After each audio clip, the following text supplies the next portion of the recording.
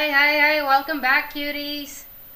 Tonight we're going to learn about fold forming, just the basics first. Um, uh, so we're going to learn about making leaves. Equipment failure. Hi, Catwoman. Welcome back.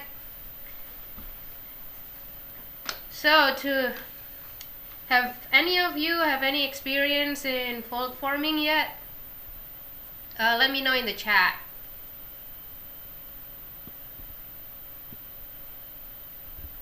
So I love fold forming because, hi Paulette. Paulette says, hi, I'm addicted to your channel. Yay, that's what I want to hear. Thank you. I'm so glad that you're enjoying my videos and me going live, because honestly I really had no expectation when I started this live thing, but well, I guess now I know that people like it, so I will continue doing it. Maybe not every day, but maybe once a week on a set of time. I haven't really set up a day yet, so feel free to make a suggestion what day of the week or weekend that would work best for you of me going live weekly. So let me know in the chat. Okay, Catwoman says she has had done fold forming before, but Paulette has not. Well, here's your treat tonight. You're gonna see me working on a fold form leaf, which is pretty easy and quite basic fold forming. I think you're gonna enjoy it. If you love hammering like I do, you're going to enjoy fold forming. Okay, so the tools that we need, because we're going to do intense hammering, so you will want some ear protection and some eye protection too. Ear protection is good to protect your hearing, obviously, because the ding ding ding ding sound from hammering steel is not good for your eardrums in the long term. So you definitely want to protect your hearings if you don't want to lose your hearings prematurely. And the tools that we need to make the fold form leaves is just like a hammer, obviously, but more specifically is the cross peen hammer. This one is by Petting House.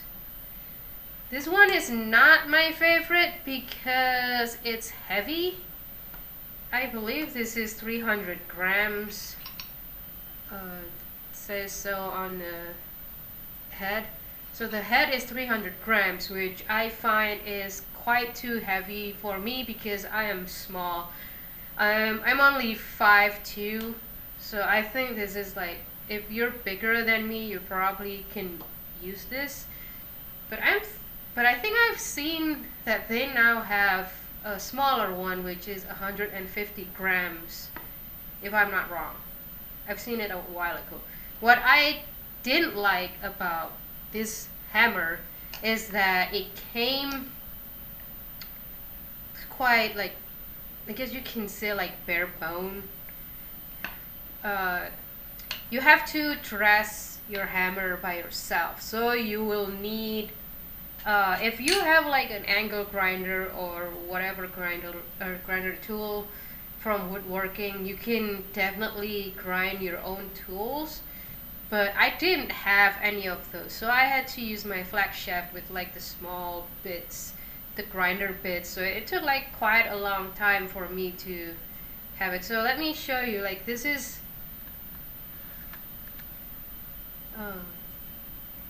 how it came from the shop. You can see that the edge is like square. That's not good for fold forming, because the square edge will just mar your metal badly. According to Charles Newton Brain, I hope I said his name right. He is the pioneer of fold forming.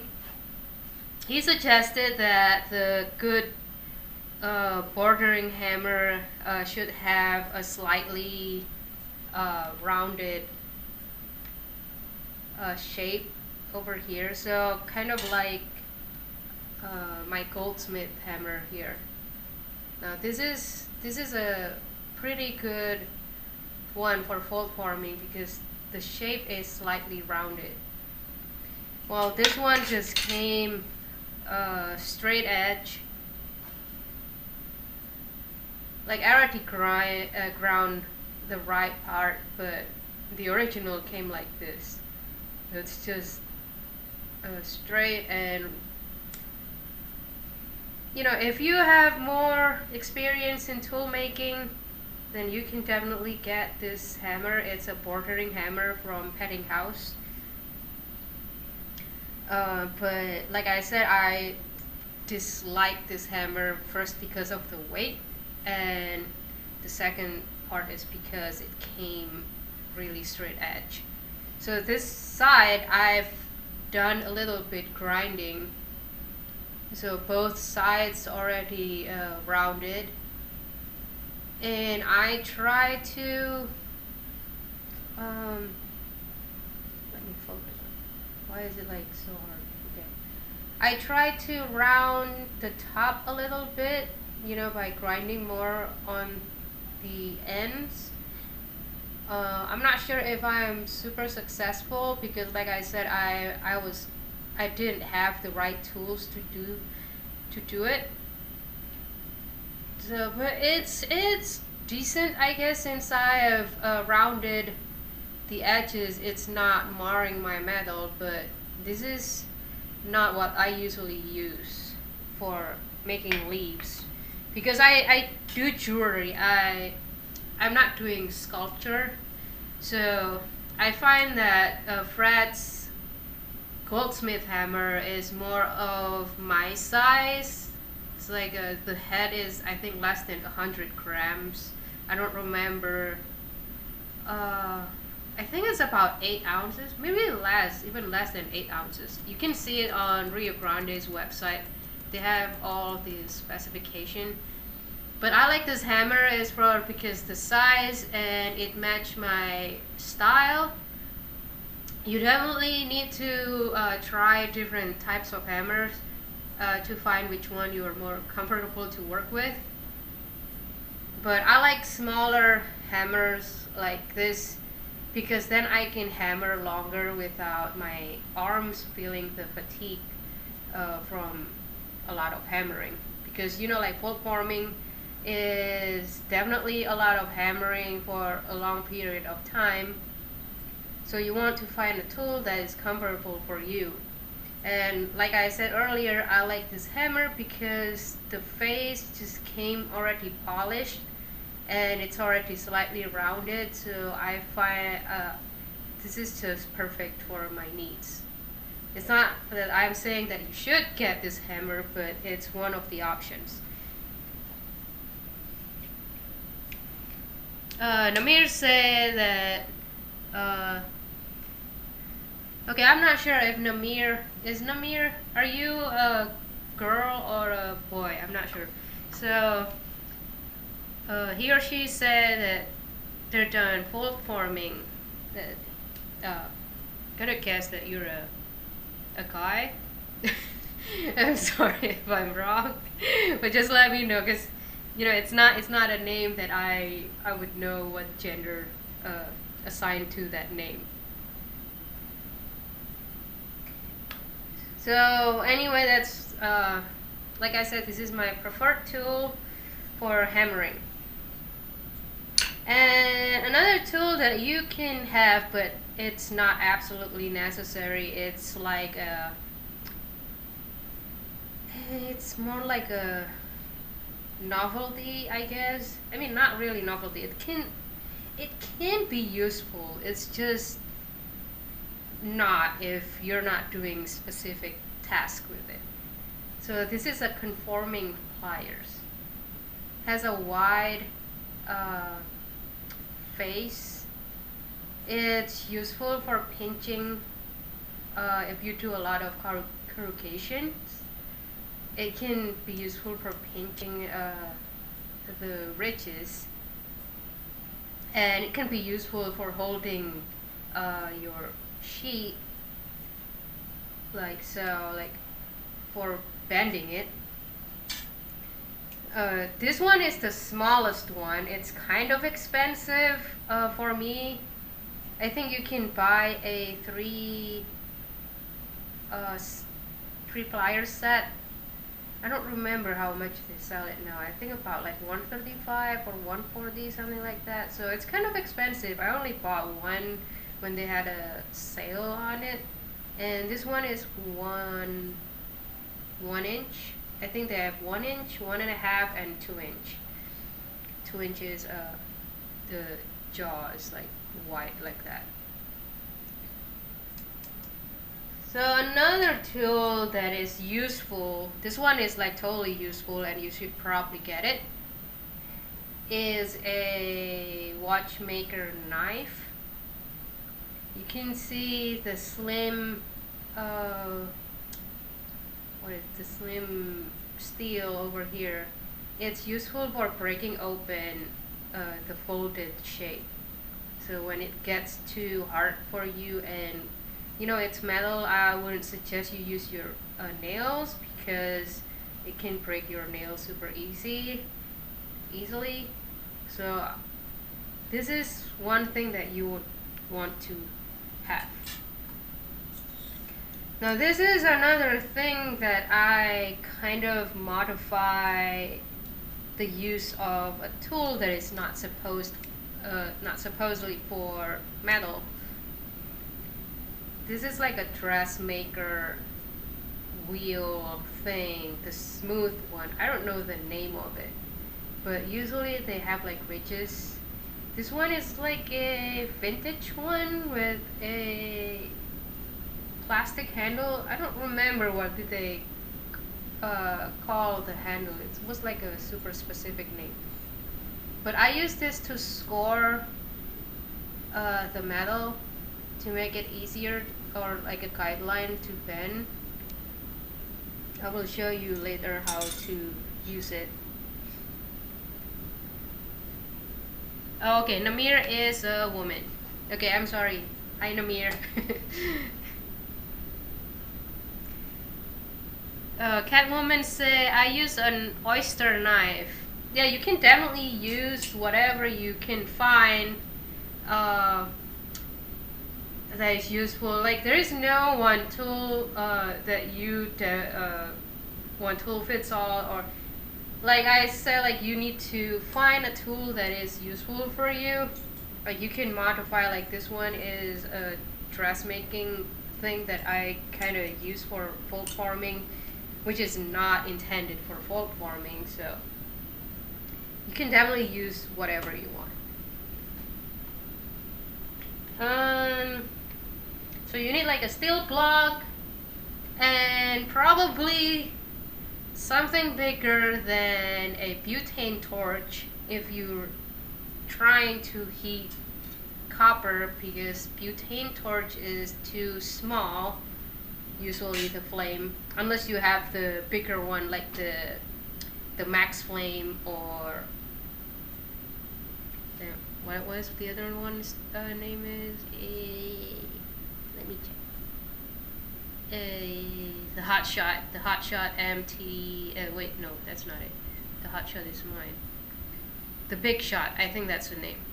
So the other one is the big shot, like the one with the bigger tank, or the one that you can screw on the butane fuel.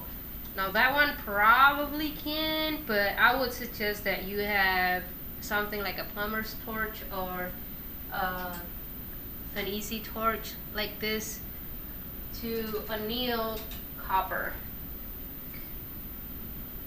Because usually if you make anything bigger than an inch or so, especially copper, you will have a hard time just using the micro butane torch. Okay, let's start. I'm gonna use 24 gauge. This is how I mark my metal because I work in a lot of different gauges.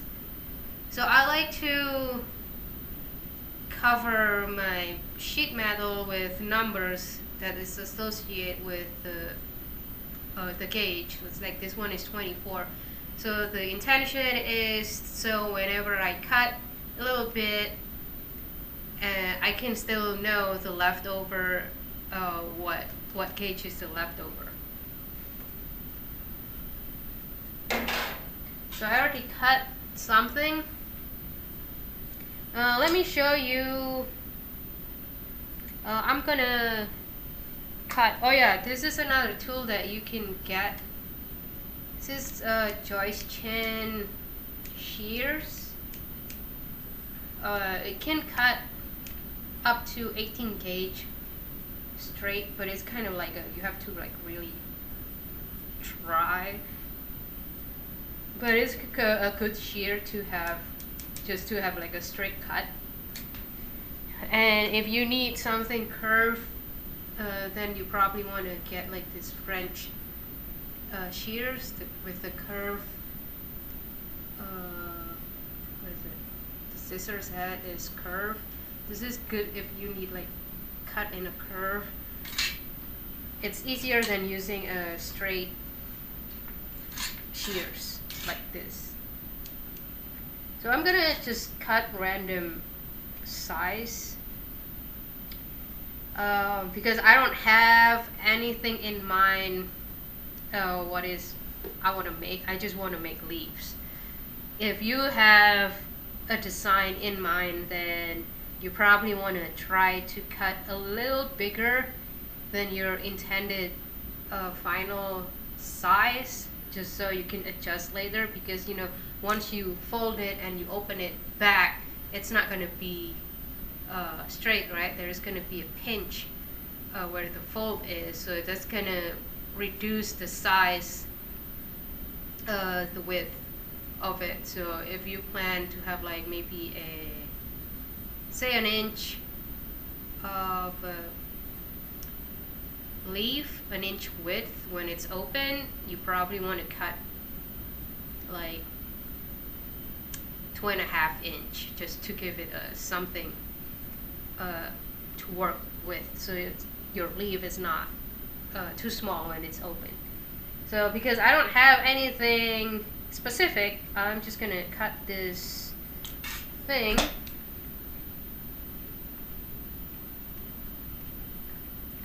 let's see. So I'm just gonna use my Joyce Chen shears.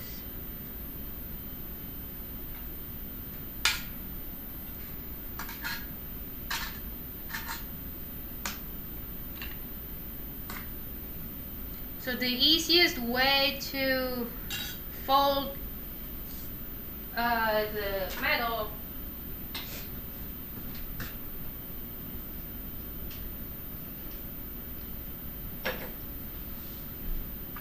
is to mount it on,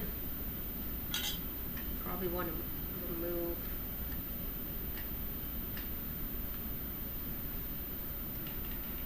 there's a protective rubber thingy.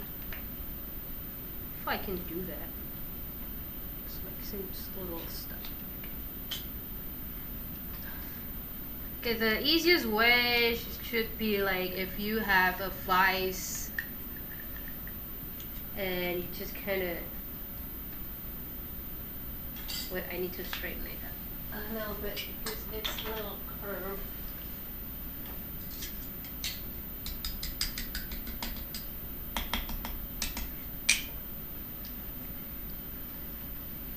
So if you have a vise, you can mark where the middle is, and then like, you know, kind of like just push it like so. So that would be the easiest way to do it. You know, it's kind of awkward because this vise is not mounted on my table. Oh, shoot. Shoot, shoot, shoot.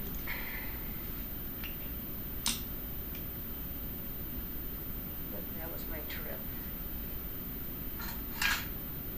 So you can see that it is folded, although it's not straight. But it's a thin metal. My suggestion is to work, the thinnest would be 24 gauge, because I tried 26 gauge before and you cannot do much on it. And if you press this part, the folded part, too tightly, like I did with my experiment, when you open it, then it peels off because it becomes too thin and brittle. So the thinnest that I would suggest is 24 gauge and up. So 22, 20, 20 and 18, you know, if you make bigger stuff. 24 is pretty good for smaller stuff. That's what I usually use. But I've also used 22. For like cuffs, you probably want to use like 20. So I'm going to flatten the fold here with my nylon hammer, because you don't want to distort the metal too much.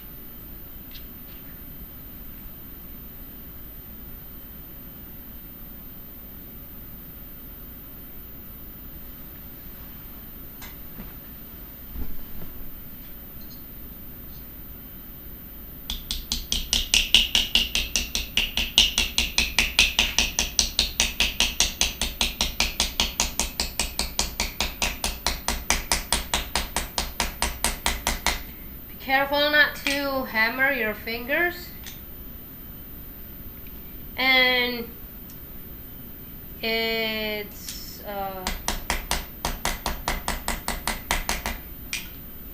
flat enough right now, and this is a time for you to cut the shape, you know, kind of like the half leaf shape, or if you want to make a heart, you can also do that.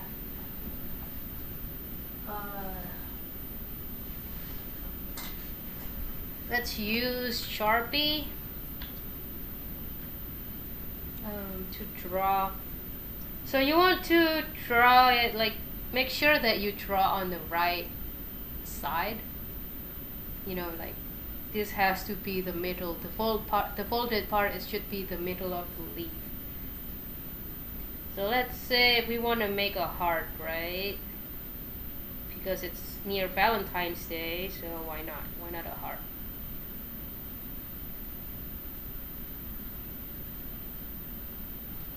Okay, just make sure. Shape. Right there. Just gonna do it free-handedly. So since it's quite a simple shape, you can either use the straight one or the curved shears. I will use the curved shears because it's usually pretty no, I'm gonna use the straight one for the straight part first, and then continue with the curved shears. Okay, it's 24 double, so it's 18 gauge right now, and this Joyce Chen shears can cut pretty well.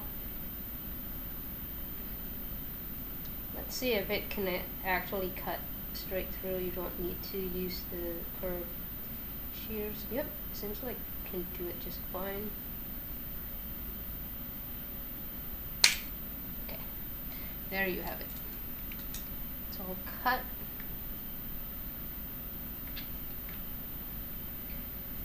Okay, I'll remove all of this distraction.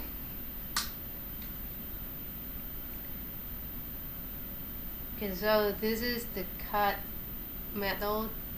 Like I say, you want to make sure you draw it on the right direction. This should be the middle of the leaf.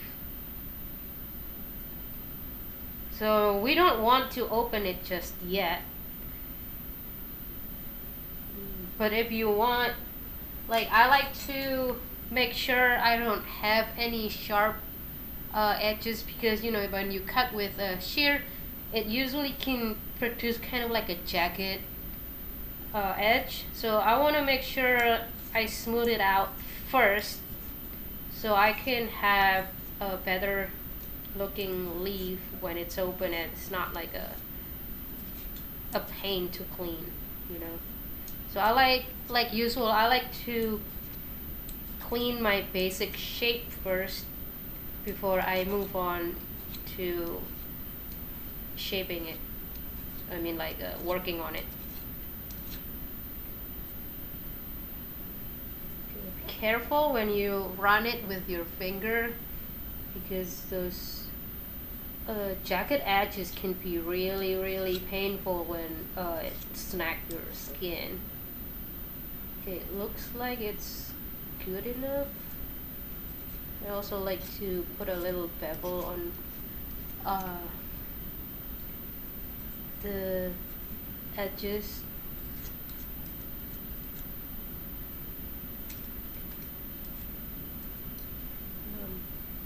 I'll move the scrap. I'm gonna make the end a little less pointy.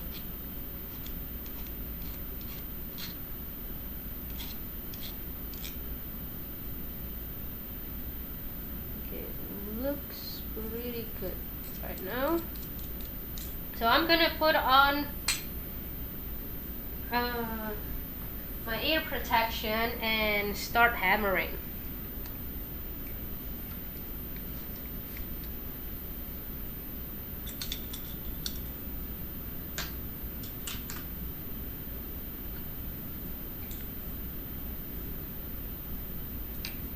So I'm using the cross-peen part of the goldsmith hammer. Is this okay?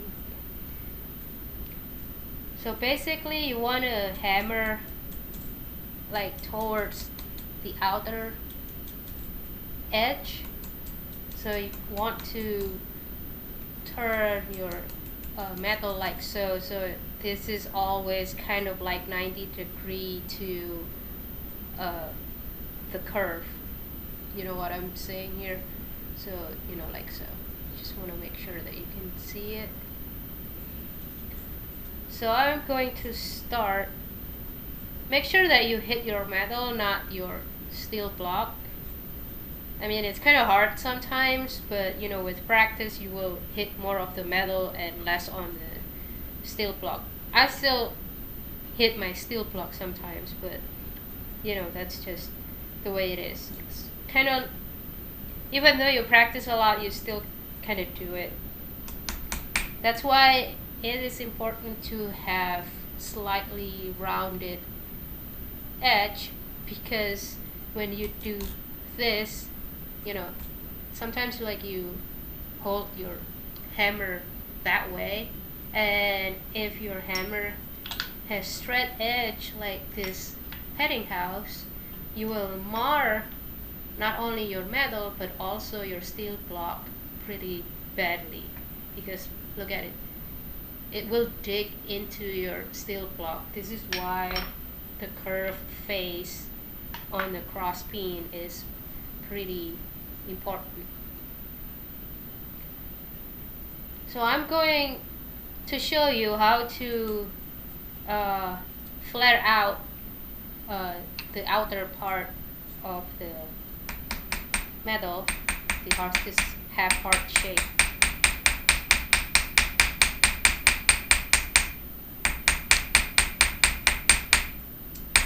So this is another thing that how do you know like it is slightly rounded, because when you pound it, it produces a smaller,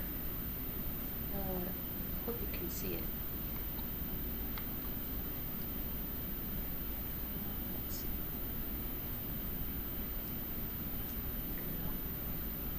sure, like, there you go. So the lines that it produces, come on, the line, no, come on, focus. So the lines that it produces is smaller, like shorter than the length of the face here. So that means like it's slightly rounded.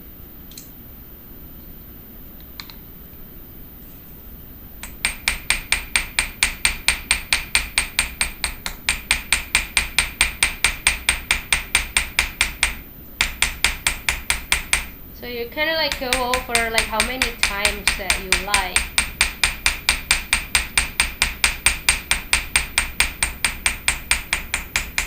And you can even like go a little closer to the middle, like so.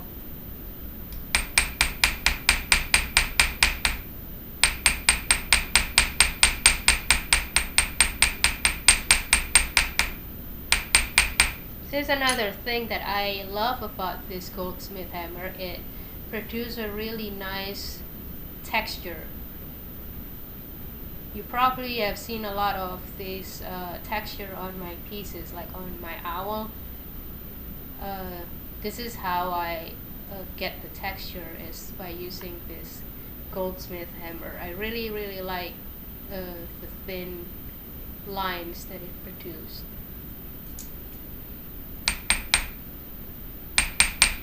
Oh, I feel like I need to remind you about when you're hammering, make sure that you hold it like this and not like that.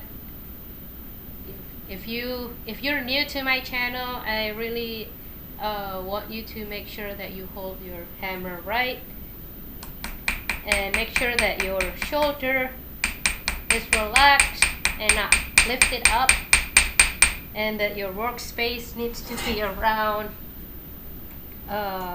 waist high or a little lower, so you can have your elbow in 90 degrees.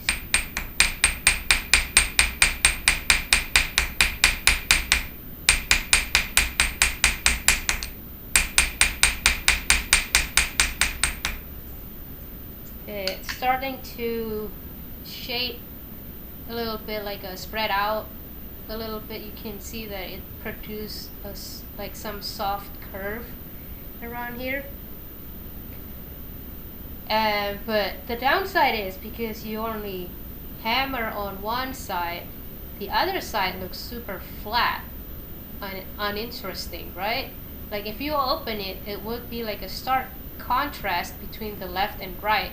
I mean, if that's the look that you're looking for, then it's perfect. But if you want both sides to have similar texture, then you have to work on both sides. But you know, you cannot concentrate to just one side and forget the other one. But if you work the other one as intensely as this part, then this one's gonna get flattened out and you only have the texture on this part. So how do you balance it? So this is what I do. After I am like pretty much like satisfied with the texture on this part, I flip it over and I start hammering, just kind of similar way with how I did the other side.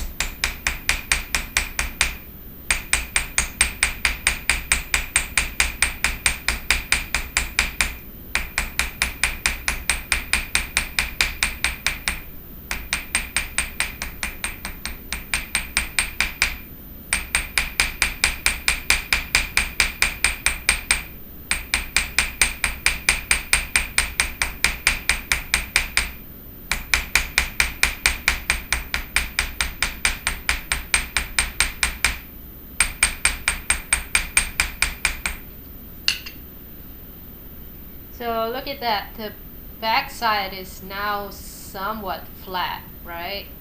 It's not as textured as it was before. So once I am like pretty much satisfied about this part, I'm gonna flip it over again and kind of like just hammer it in like sparsely, not as intensely textured like it was.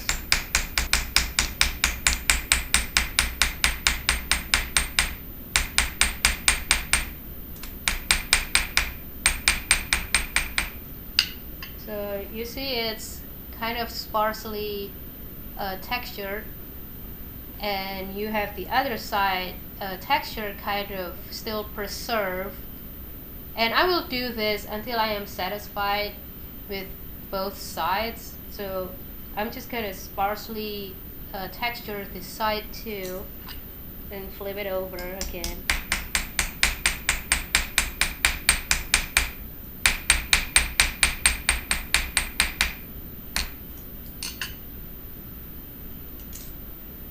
Now I'm flipping it.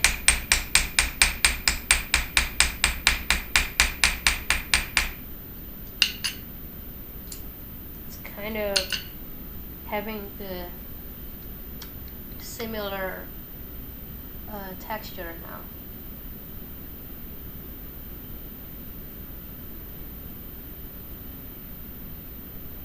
So you can work on this until you're satisfied. So basically, because you're just sparsely hitting it, so the other one is not as flattened as it could be. Does that make sense to you? So now both sides have really nice textures and it's quite equal. And I think I'm gonna work a little bit just to make sure.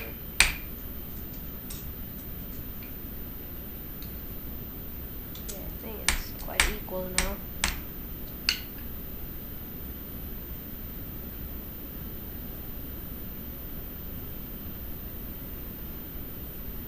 Hope you can see it well on camera.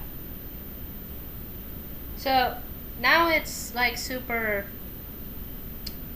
tough, right? You cannot just open it because it's work hardened. Now you need to fire it, so anneal it, so you can like it becomes soft again and you can open it pretty easily.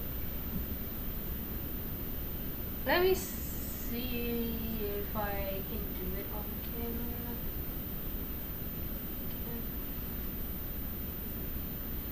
It's pretty small. I'm not sure.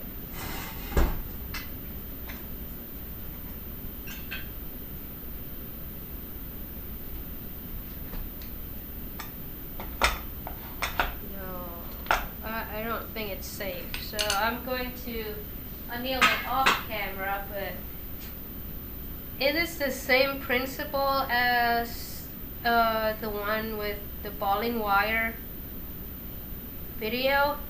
You basically want to look for the orange flame, and that is the indicator that your metal is annealed.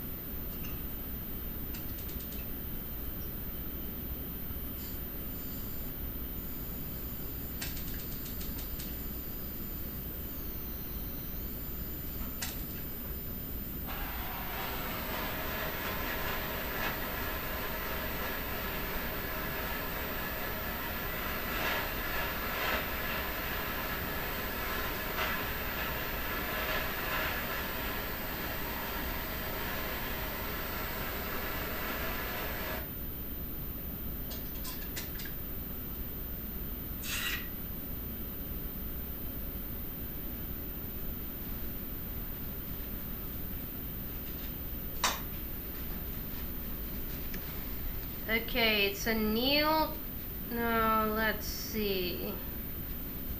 Because it's kind of relaxed, the metal a little bit, it becomes tight. And this is why you need the knife, which I use the watchmaker knife, to pry it open.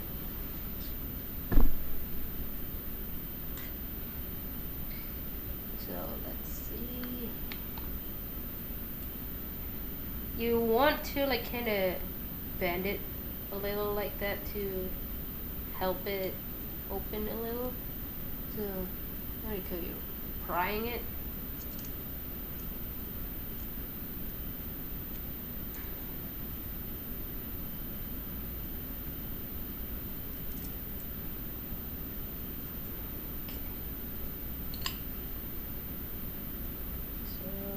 There you have it. Both sides look super nice. And from this process, you can also hammer it further if you want to intensify the texture, or you can stop here. But isn't that super simple to make? I know you have like a pretty hard. You can punch a hole and make this a necklace, or you can do something about the bottom. Either you can like somewhat flatten it out, or to make a little detail out of it. That is your choice. You can also use the backside. The backside has the pretty flame patina that is super interesting. I've never really used the flame patina as is, and usually pickle it and just use liver of sulfur. But sometimes I like to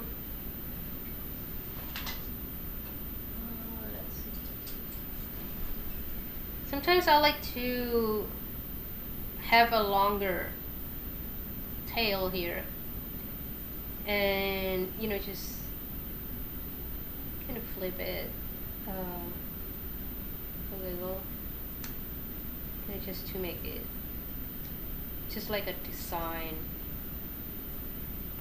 idea. Usually have like little more coils on it, but that's one of the things that you can do. That is just kind of like the way I do it. And you can also add, like if you want to use the backside of it, you can add wire on it and kind of make it like the, what do you call it, the vein of the leaf in the middle, running in the middle. You can use a contrasting metal like silver or brass, just just a little something to go like, let's see, I want to do something with it. Maybe I'll do something like that. And you can use thicker wire, or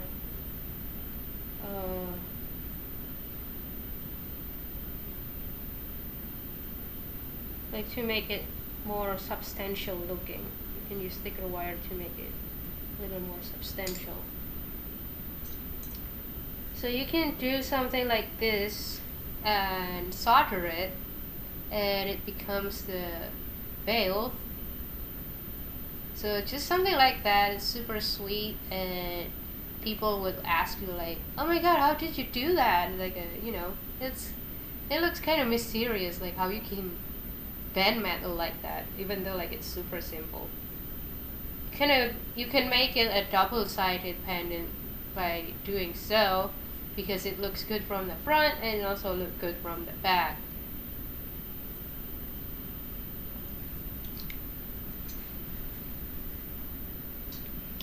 So let's see if we can make like the opposite way. So you're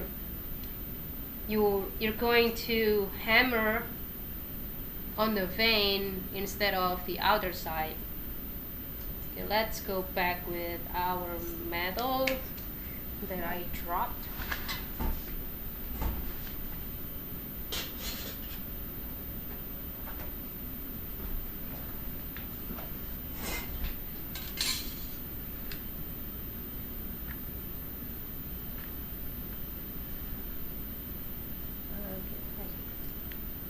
Here's the, with the hammer, like this padding house, like I say, was too heavy for me, so I like to hold it like closer to the head instead of right here where it's supposed to, you know, just to, so it's not like a too heavy, because the longer you are from the weight, it becomes like heavier, it feels heavier. So usually I hold it around here. I probably need to cut the tail off to make it a little more like a stumpy hammer, but I haven't bothered to do so because, like I said, it's like too heavy for me. But it could be useful if you make bigger stuff than jewelry. Like I've made, let me show you, I've made a horn and I use that padding house hammer.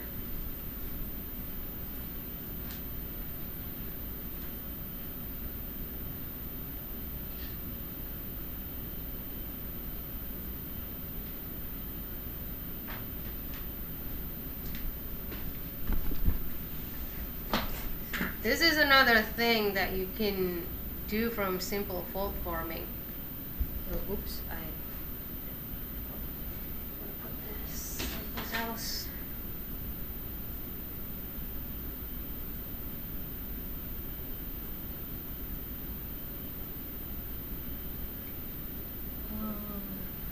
Let's see.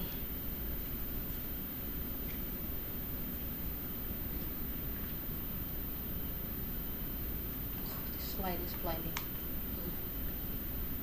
I don't know if you can see it. I'm gonna scooch over. Ha! That's the horn. I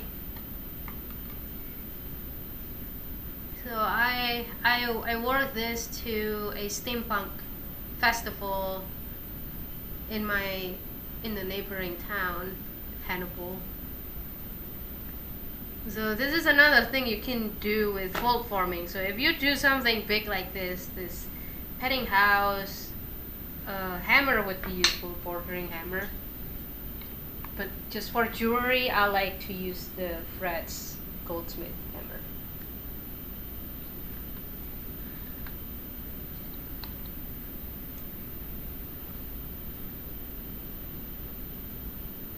Okay, let's try the basics of making this horn.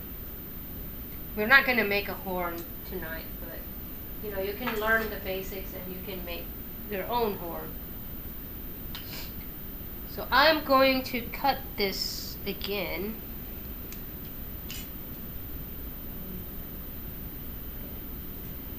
Maybe a little skinnier. Using my Joyce Chen scissors. And I'll show you how I score my metal with, someone say, Sherry said that this is called tracing wheel. So I'm going to flatten the outer curve from cutting it with scissors. Okay. So you'll need a steel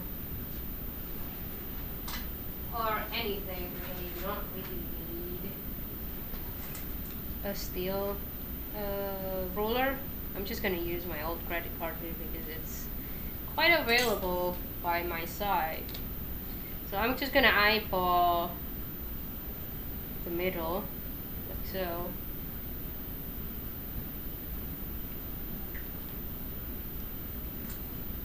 And here, you will need something soft underneath it. You can use like cork or a piece of leather like this. And like to kind of just push it a few times. Okay, you can see it makes a soft bend. So that is where you want to fold it, just in case you don't have a vise, like I showed in the first place. So there are like a, you know, like what they say, there's a many roads to Rome. Is that what they say?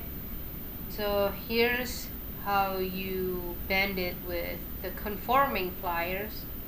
So basically, you want to go behind the lines a little bit to make sure that it is where you're bending it, because when you're putting your pliers just right on the line, then it's gonna bend on the next side of it, because you know the thickness of the metal kind of interfere with that. So I'm just gonna hold this with my fingers, my hand, like so, and just flip it over. See, even though I like this, I still not get the middle. I'm still missing the middle part. I feel like I need to hold it a little behind more. Okay, let's see.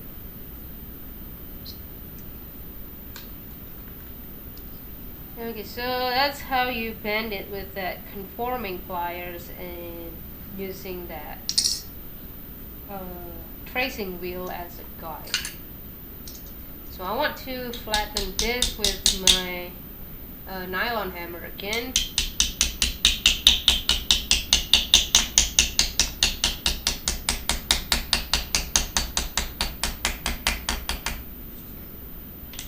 Okay, here's one thing that you want to always have slightly bigger metal than what you plan on, because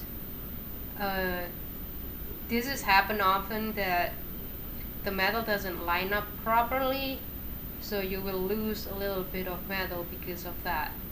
Like maybe like one side is a little shorter, or you know, kind of like it's not completely straight, so kind of like what is it, like so, you know, what do you call it? It's not straight. So that's why you want to give quite a generous waste, I guess, more generous with your metal than you should. So let's see, what shape? We're just gonna make a simple leaf shape. Maybe I'll make the mini horn so you can see. It is just a triangle. I don't have my ruler here, so I'm just gonna use whatever I have next to me.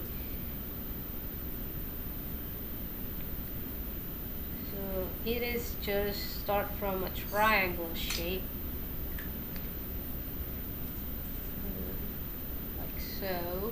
So I'm gonna cut it.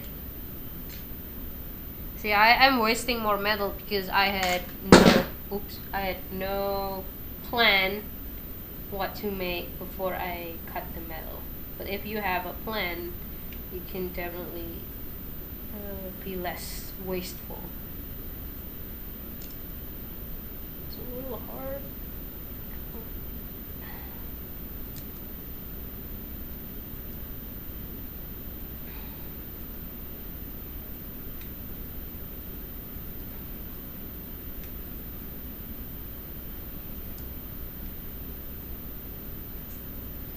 Kind of hard to cut for some reason.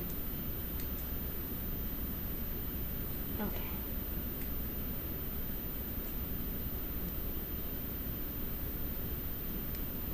When you're doing fold forming, you have to be a little bit more forgiving, because sometimes when you cut, it doesn't cut like exactly on your line unless you use a saw. Okay, that's the shape that I got. It's just a skinny triangle. So I'm going to hammer on the fold right now instead on the opposite side of the fold, because I want it to curve. So first I'm going to make sure that no jagged line on this, because it's a lot easier if you clean it up now than after it is shaped, because as you can see, all of the curves that happen, it's kind of hard to reach with your files. So, oops. Okay. So let's clean it up first.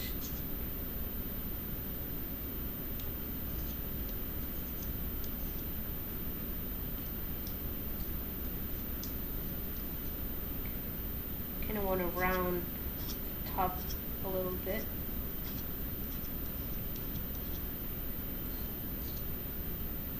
Okay.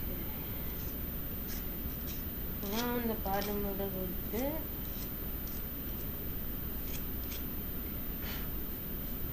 Okay. Things falling. Let's move all this distraction away, because I have such a tiny stump over here. Okay, so let's see. This is the messed up.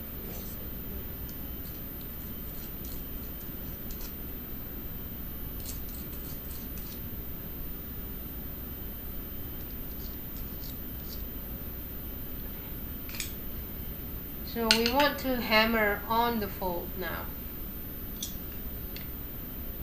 So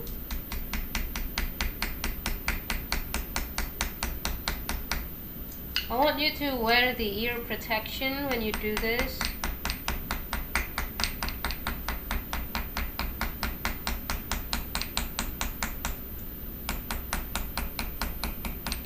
So first I'm just going to make the fold sharp, by hammering straight on the fold.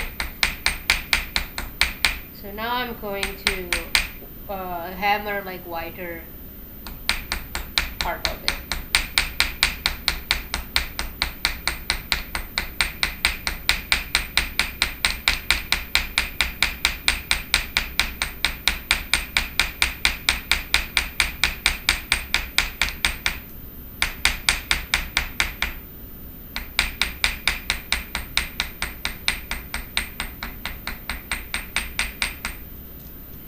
And you can see already the soft curve that it produced around the fold, because we're spreading the metal.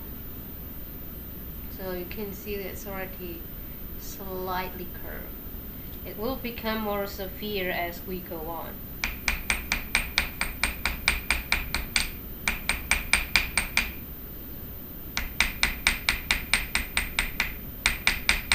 Like if you use thicker metal, the curve will become more severe because there is more metal to spread. So definitely if you want something to curve a lot, like make a spiral, you probably want to use like 20 gauge or at least 22.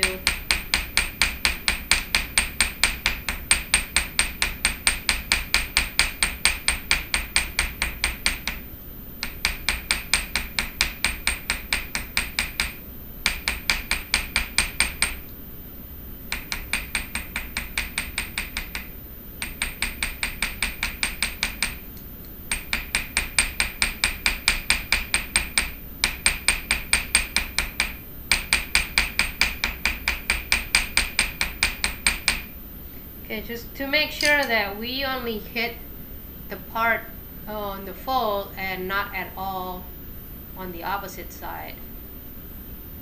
Okay, so you can see like the curve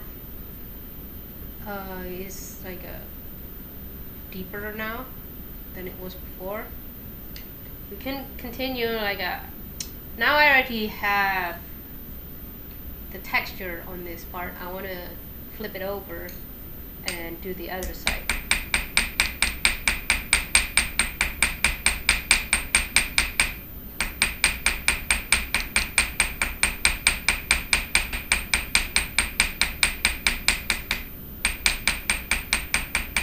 So this is why I said that with 26 gauge is too thin, and if you do this, when you open it up, it's gonna split because you basically spread the metal too thin with 26 gauge. So if you do this kind of forming, you want to use a thicker sheet metal.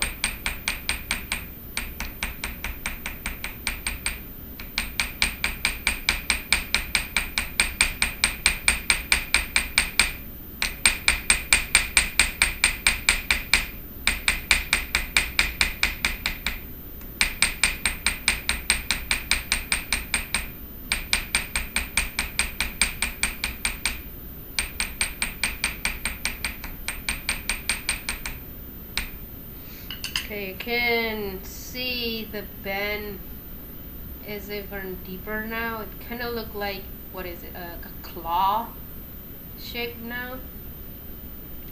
And we'll do the same because we want the texture to be on both sides. So now I'm going to do the spread out texturing.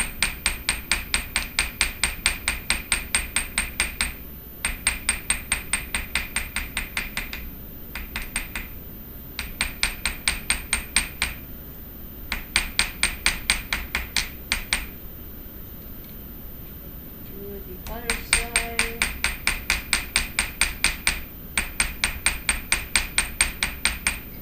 It's the same concept. You want the lines to be around 90 degrees to the spine here. I guess it's to call it the spine. So you hammer it while moving your metal around.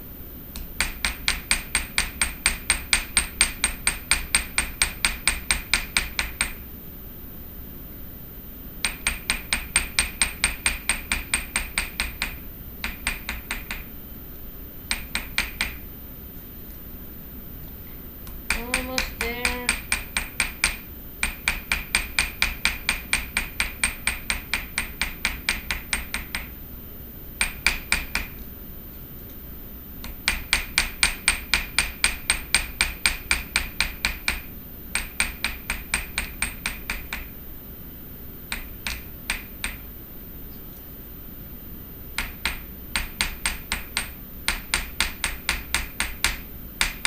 So basically you just work on it until you're satisfied.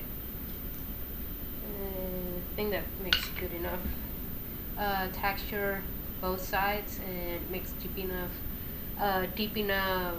curve. So let's see, I'm going to anneal this and open it momentarily. Don't move.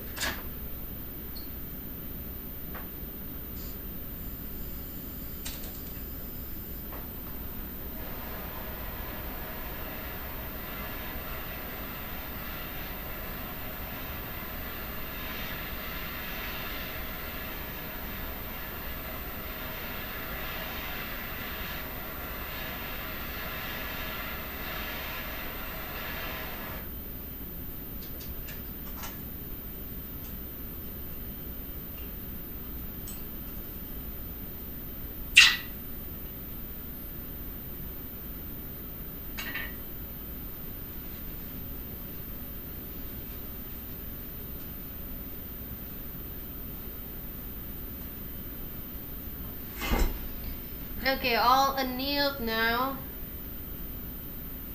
and we'll use that watchmaker knife again. Kind of want to bend it left and right to make it easier to open.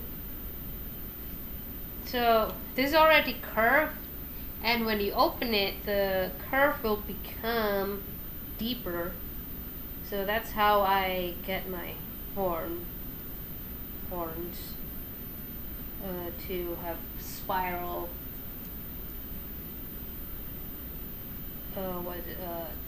tip.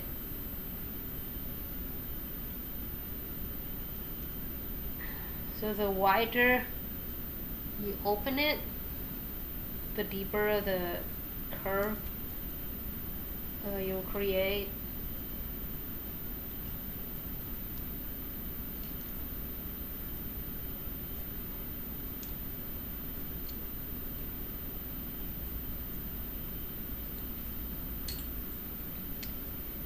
Okay, that's a tiny horn.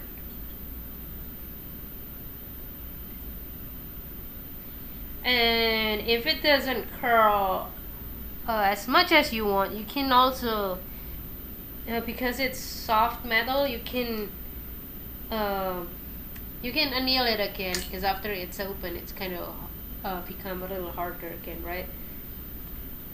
So let me show you. I mean, it's not going to be perfectly curved, but you can kind of force the curve with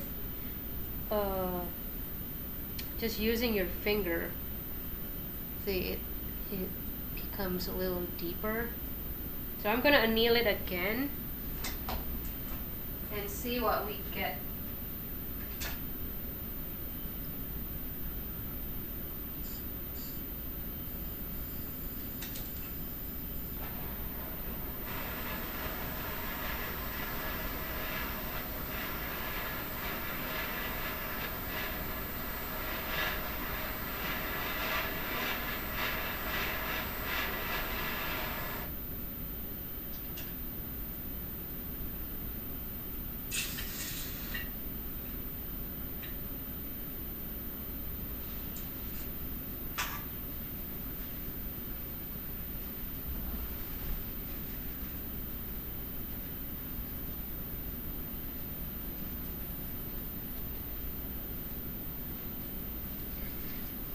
Sure to dry it off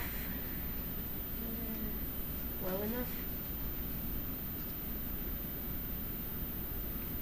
Okay, this is what we have, right? We can still force it to, now it's become like super soft. Let's see, I want to make sure.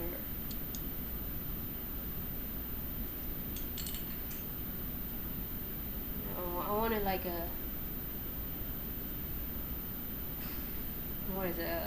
spiral it a little.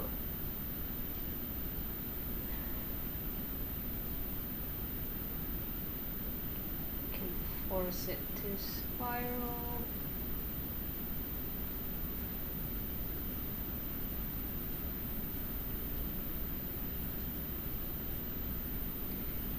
So this is just one example of how you can bring the fold form shape further than just a, like a curve or a leaf. So you can definitely force curl it still if that's what you want.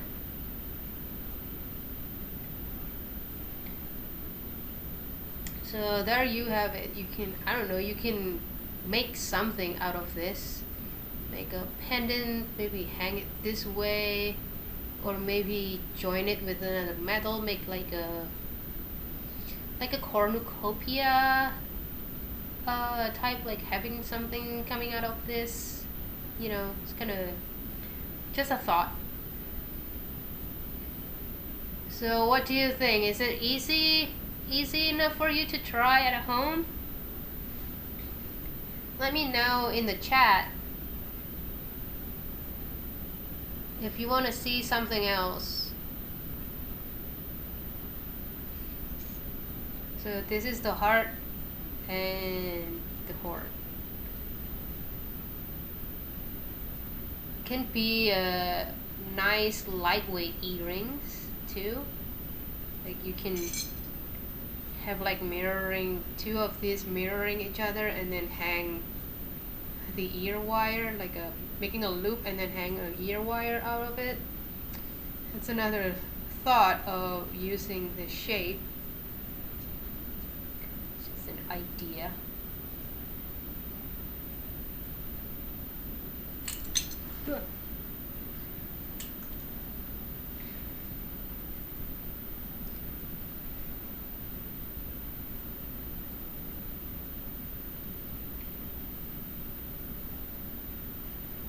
And you can still like play with the shape too, like maybe curl this part, you know, just to make sure that it is not soft and easily change shape in your customer's hands.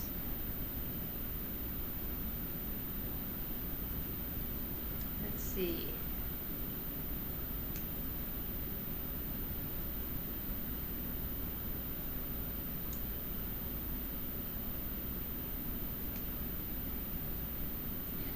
So this is just me. I like experimenting with shapes.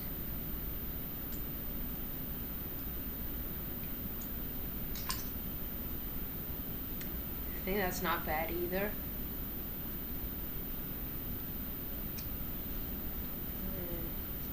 Hope you can see it well enough. Ta-da!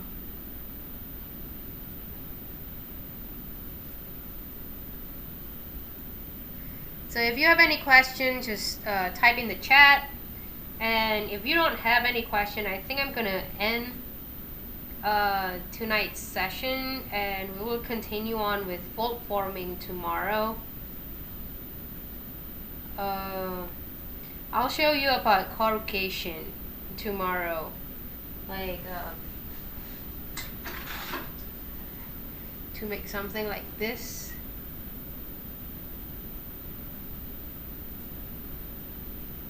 And you can combine it, you can rivet it, you know, like have like this just cut into a box or something, or other shape, and you can rivet. Since yesterday we learned about riveting, you can definitely rivet it to make something, you know, kind of like an art for your neck, you know, kind of like a framed art. Maybe not this one, because this one is a little puffier to lay flat. But the heart really like nice on this corrugation.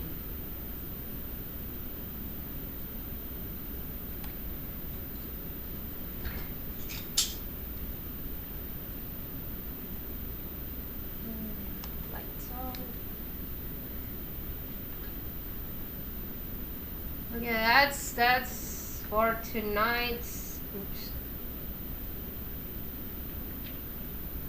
Okay, that's all for tonight, and I will see you tomorrow with the corrugation and what you can do with it. Like, there's a lot of things you can do with corrugation, and not just, you know, cardboard box type. So I'll show you how to creatively create textures with corrugation. I'll see you tomorrow. Thank you for staying with me tonight, and I hope you learned something from the 2 fold forming that we did. So I'll see you tomorrow, same time. Make sure you subscribe to my channel to get notification when I go live. And well, that's it. I'll see you tomorrow. Bye. Mwah.